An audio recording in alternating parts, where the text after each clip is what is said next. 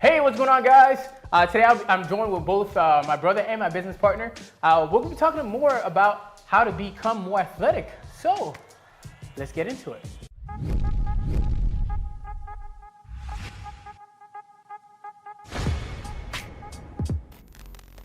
All right, so like I said, this is my brother. His name is Enoch, and he's been going through for a week now the process of how to become more athletic. So we're going to talk to him about how that experience is and what's how he feels. Has he gotten better? Have he become more athletic? And I'm going to ask you to be as honest as possible. All right. I got you. So we're not trying to trick anybody. I just want to have you guys understand that these things are things that work for anybody. It's worked for me. But I don't want to just be like, oh, it's worked for me or it worked for my clients, but also works for any a random person, all right? So the first thing I want to talk about is what are the exercises like? A lot of exercises I've already shared with you guys, so you should know exactly what they are. Like the transverse exercises, the exercise for multifidus, the exercises for the hips and things like that. So let's talk about it. What exactly are the exercises like? Are they hard? Is it tedious? Exactly. Explain to me. Well, they're definitely not tedious.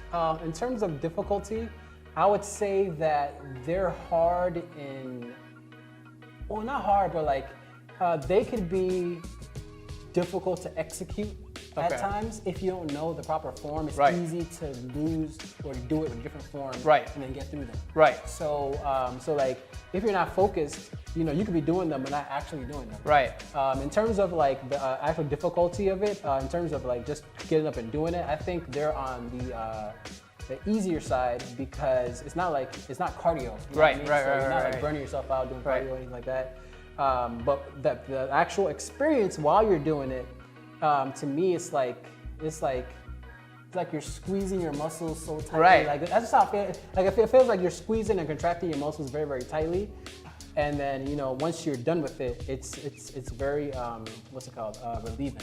Right. Yeah, and honestly, that's the whole point of these exercises is to make sure that your muscles contract, especially the muscles that you've never felt before, didn't even know they existed. They learn to contract on their own and they contract really well. So each time you do the exercise, you should feel a greater contraction than the last time. If you don't, it's either you're probably doing something incorrectly or you're in a different position. Like I talked about with you guys last time, when you're doing, let's say, an exercise for the transverse, if you change your position, you may not be as strong in that position. So you're basically starting almost from square one. So you have to strengthen or get your muscles contract very hard in that position.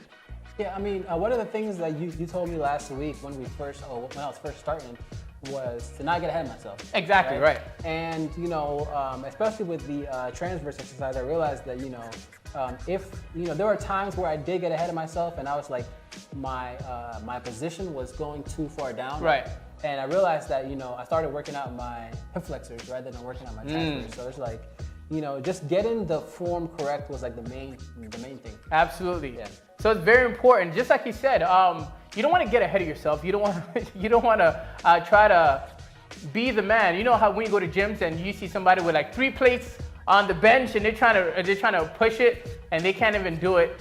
It's just better to go, not necessarily go with the flow, but step by step. Take it step by step and don't try to rush anything.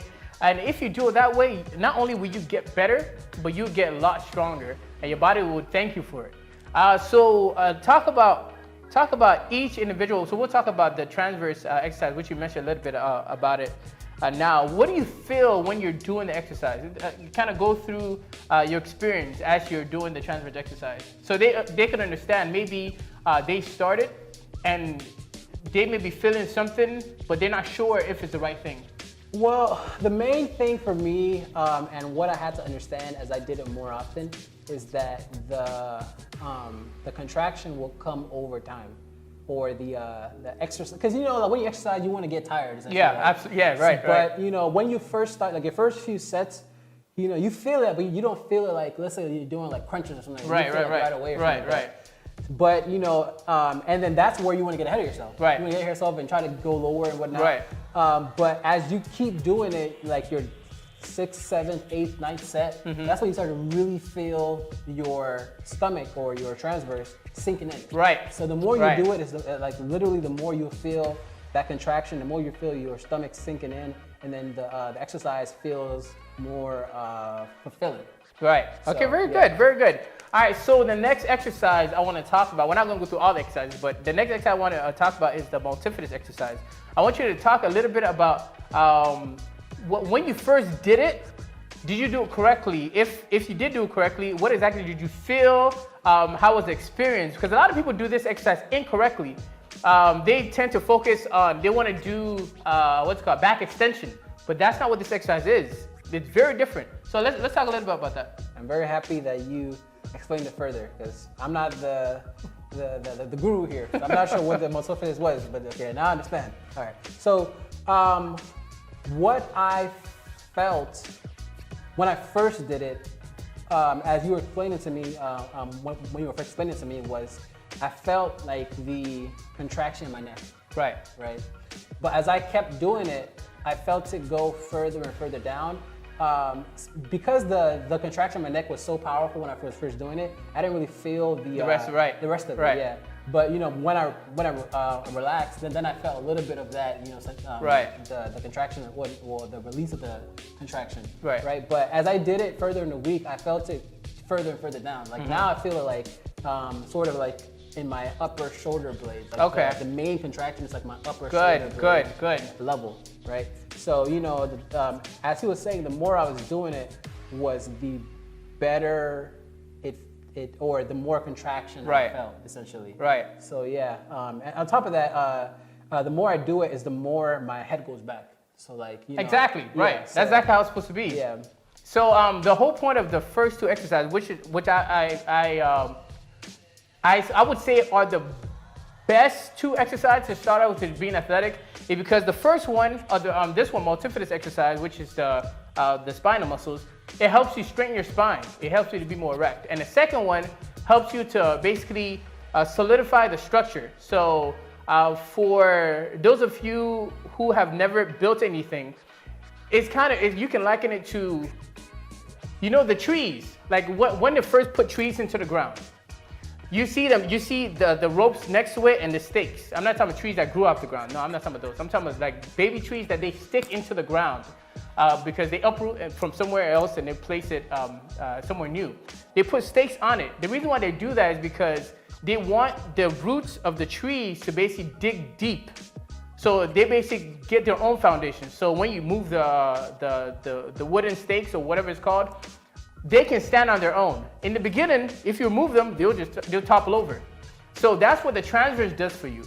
It helps you to not topple over. So the stronger that becomes, the stronger you become in terms of your ability to stay firm on the ground, have great balance, and overall just be stronger because you can transfer energy a lot better or more efficiently. So these two exercises are one of the two main exercises that I would say that if you want to get stronger, if you want to be more athletic, these are the absolute two you need to focus on. Now, and I just want to say one thing. The reason why I decided to go on this journey in the first place, number one, obviously I believe in the system, but number two, I come from an athletic background. I was always athletic and as a kid and all that. But obviously as you grow up, sometimes you start to relax and you lose that. And the reason why I decided to do this in particular is because, the better you get at controlling your body, is the easier it is for you to excel in further athletics. Right. So the reason why it's so important for me to start from step one and move forward is because I realized, even this week, right? I've been playing basketball, doing different athletic movements. I've realized the impact it's had, even in its early stages, on my athletic ability, right? One of the things that I noticed was my posture is better, and I'm not forcing it. I go to the superstore, or not superstore, the store. Supermarket. I go to a supermarket. There you go. Yeah, I go to the supermarket. I notice that I'm standing more erect, and I don't know if this is. Is that like a mental thing? It feels like I got more ladies staring at me. I don't know, right. But it could be that case. But I just feel myself. Even when I'm tired while I'm playing basketball, I feel myself more erect, and I can imagine the effects of it. Later in the stage, right. just a week. So I can imagine, what that could do for me in the future. Another thing I noticed was that, when I first or before I started doing this, right, when I play basketball or any kind of sport that I have to bend, I think because I didn't have the right posture, I was getting back pain, right? But, just after a week of doing this, because it's kind of helped my posture a little bit, I don't feel the same kind of back pain that I did when I first started. It's not as intense? Yeah, no, it's not at all. I don't feel back pain. Oh, you don't feel, okay, that's great, fantastic. So like, I'm just trying to imagine what the possible benefits could be, because I've never done this this athletic journey for this amount of time. I'm assuming it's gonna be about 6 months or so. Yeah. But I'm just trying to imagine, what the benefits could be in the future. Again, I've already been athletic before. I played football. I played different sports. So I'm just imagining what it could be, and I'm very excited to see what's gonna happen. I'm glad you said that, because the whole point of the you building these muscles is because these are muscles that work on their own. You don't have to think about working them. So when you're tired, just because you're tired, like cardiovascularly or your lungs are tired, doesn't mean that these muscles are going to be tired, because their job is to keep you erect. Your stabilizer still exactly, your stabilizer will also stabilize. That's what they do. They stabilize. So whether you're tired or not, it's always going to keep you up. It's always going to keep you in a position where you can be the most athletic possible. So I'm really glad you said that. In terms of him, he just started last week. I'm glad he shared as to why he started. I don't know what your reason is for wanting to be more athletic, but it's imperative that we understand that in order for us to be more athletic, we have to gain more control over our bodies. That's square one. Athleticism is pretty much a person that's able to control their body better than other people. So if you're more athletic, you're able to control your body better than other people.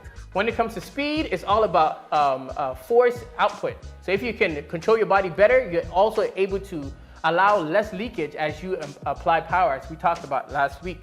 I believe it was last week. So next week, coincidentally, we're going to talk about how to jump higher without jumping. How to jump higher without jumping. And so I ask him all the time, do you jump a little bit higher the last time, or is it easier for you to jump? It's just beginning stages, so as he progresses, it's gonna be quite obvious that it's much easier for him to jump, much easier for him to run, much easier for him to just produce force in different directions. So he's gonna be quicker, he's gonna be faster, he's gonna be able to jump higher. So we're gonna talk more about next week. More about that next week. So yeah, we're gonna be sharing this journey with you guys as well, because I want you guys to understand that this isn't nonsense. This is pure science. And although this may be something you haven't heard before, that doesn't mean it's not real or it's not true. My job is to make sure, our job as a company, Ultimate Self, as you're wearing the shirt, our job is to aid and help you guys to get to your level of fitness. So whether you want to be an athlete or just you want to be a regular Joe that's just really fit, that's our job. We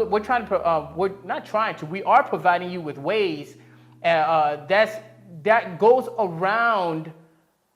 It touches the points that needs to be touched, because if you listen to the general conventional wisdom when it comes to fitness, they talk about all the bigger muscles, which we know now as what? Those are not your stabilizer, but those are your prime movers, right? So if you deal with the prime movers all the time, then your stabilizer is going to be left wanting.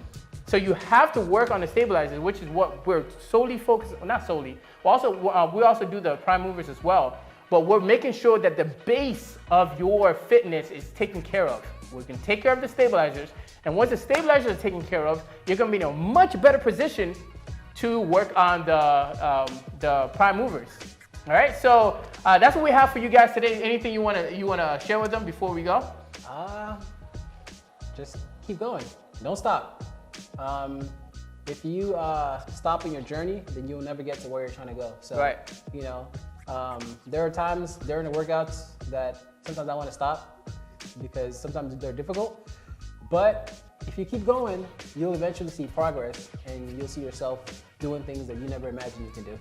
Remember, it's a journey, so it's a process. It's step by step. You can't expect to go from point A to point Z in one day. It's a process. So trust me, as long as you follow the process, you will by all means get to the point. Matter of fact, you probably supersede the point that you set out to be. Yep. You set out to reach. So that's it for today. Next week, like I said, we're going to talk about how to jump higher without jumping. What does that mean?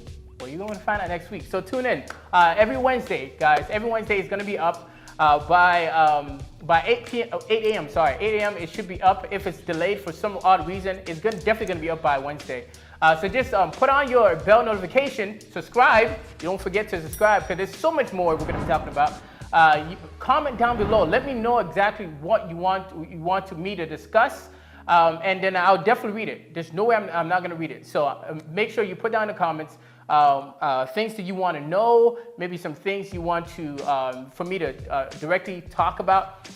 So subscribe, comment, share, and press that bell notification so when we put up the video, you're right on it. All right, I guess I'll see you guys next week.